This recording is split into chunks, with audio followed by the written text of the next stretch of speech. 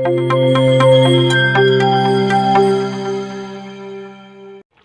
Channel subscribe చేసుకొని వాళ్ళు first subscribe చేసుకోండి, పక్కనున్న బెల్ ఐకాన్ క్లిక్ చేయండి. హాయ్ ఫ్రెండ్స్, మనం ఈరోజు చేపల కర్రీ ఎలా ప్రిపేర్ చేసుకోవాలో తెలుసుకుందామండి. సో నేను ఫస్ట్ ఒక బౌల్ తీసుకున్నాను. దీనిలో మనం చేప ముక్కలు, కట్ చేసి పెట్టుకున్న ఉల్లిపాయ ముక్కలు, ఇంకా కొత్తిమీర, ధనియా పౌడర్, కారం, పసుపు, ఇంకా సాల్ట్, కొద్దిగా ఆయిల్ వేసుకున్నానండి. కొద్దిగా పచ్చిమిర్చి ముక్కలు కూడా యాడ్ చేసుకోవాలి. దీనిలోనే మనం కొంచెం అల్లం వెల్లుల్లి పేస్ట్ వేసుకుందాం. సో నేను 1.5 kg ఫిషెస్ తీసుకున్నానండి. సో దానిలో మనం ఇంతైనా అల్లం వెల్లుల్లి పేస్ట్ వేసుకోవాలి. సో ఇలా మిక్స్ చేసుకోవాలి మొత్తం అంతా కలిసేలాగా. చాలా ఈజీ వే ఇది, ఎవరైనా ఈజీగా చేసుకోవచ్చు. సో ఇలా కొంచెం వాటర్ పోసుకోవాలి ముక్కలు మునిగేంత వరకు. చూసారు కదా, ఇలా మనం మొత్తం చేపలన్నిటిని ఇలా మిక్స్ చేసుకొని, చాలా ఈజీ అండి ఈ మెథడ్.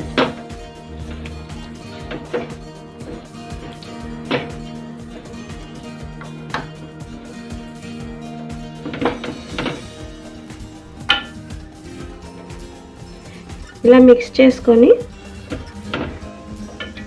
మనం నెక్స్ట్ కొబ్బరి పేస్ట్ వేసుకుందామండి. సో కొబ్బరి పేస్ట్ వేసుకుంటున్నానండి. నేను ముందుగా గ్రైండ్ చేసి పెట్టుకున్నాను. సో ఇది కూడా మనం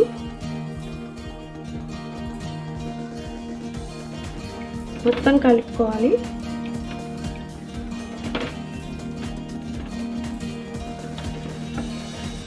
సో నేను మళ్ళీ చెప్తున్నాను, దీనిలో మనం ఉల్లిపాయ ముక్కలు, కారం, ఉప్పు, పసుపు, ధనియా పౌడర్, ఇంకా కొత్తిమీర, కొబ్బరి పేస్ట్, అల్లం వెల్లుల్లి పేస్ట్, ఆయిల్, కొంచెం వాటర్ వేసుకున్నాను.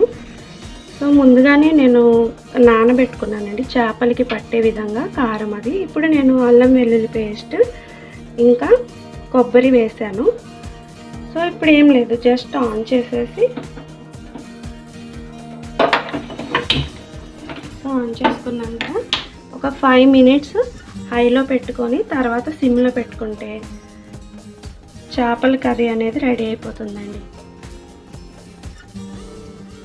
సో మనకి 5 minutes తర్వాత ఇలా ఆయిల్ అనేది కొంచెం పైకి తేలిద్దండి.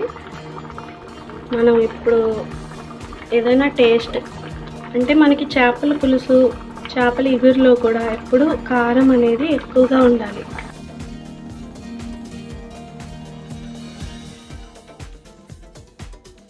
5 minutes తర్వాత ఈ విధంగా కర్రీ అనేది ఉడుకుతుంది కదండి. దీనిలో మనం ఇప్పుడే ఏదైనా ఉప్పు కానీ కారం కానీ తగ్గితే కొంచెం యాడ్ చేసుకోవాలి. సో మనం ఇప్పుడు 5 minutes అయిపోయింది కదా, సిమ్లో పెట్టుకుంటున్నాను నేను.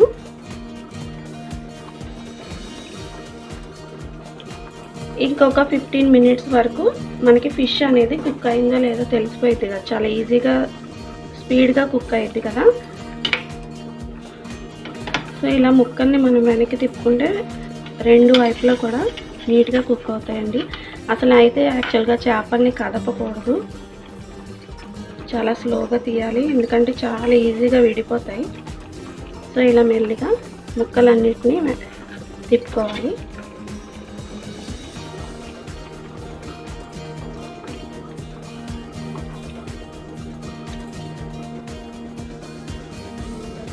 సో కారం అనేది బాగా వేసుకోవాలండి నాన్ వెజ్ ఐటమ్స్లో.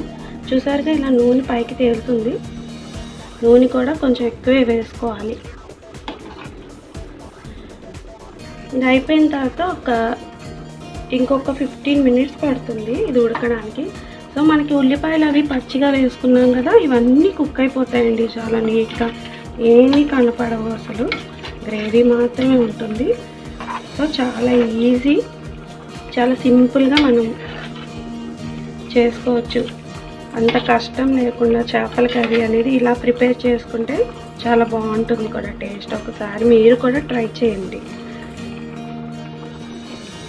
చూసారుగా మనకి ఆ కారంలో ఉన్న కలర్ కూడా బయటకు వచ్చేస్తుంది.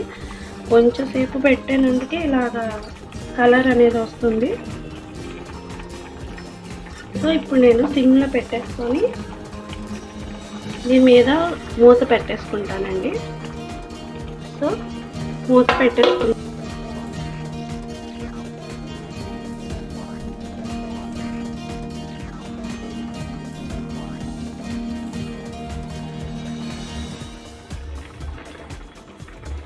చూడండి 15 మినిట్స్ అయింది కదా. సో చూసాక మనకి ఇంకా కొంచెం వాటరీగా ఉంది కనుక ఇంకా కొంతసేపు పడుతుంది. సో ఉల్లిపాయ ముక్కలన్నీ కూడా మనకి ఇప్పుడు మనం చేపల్ని కదపకూడదండి, ఇందాక కదిపినట్టు.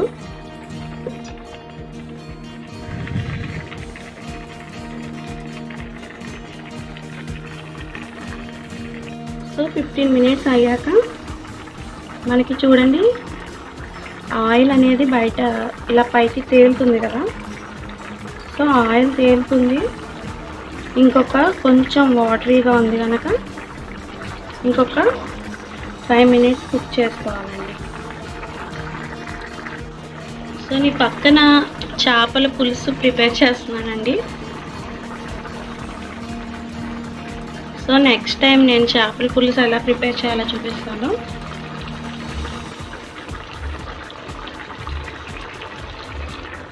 సో మనకి చేపల్లో ఎప్పుడు ఉప్పు కారం అనేది కొంచెం ఎక్కువే పడుతుంది.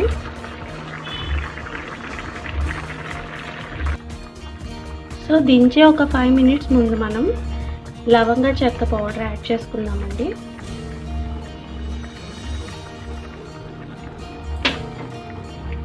ఒకసారి చేపలను ఇట్లా కలుపుకోవాలి.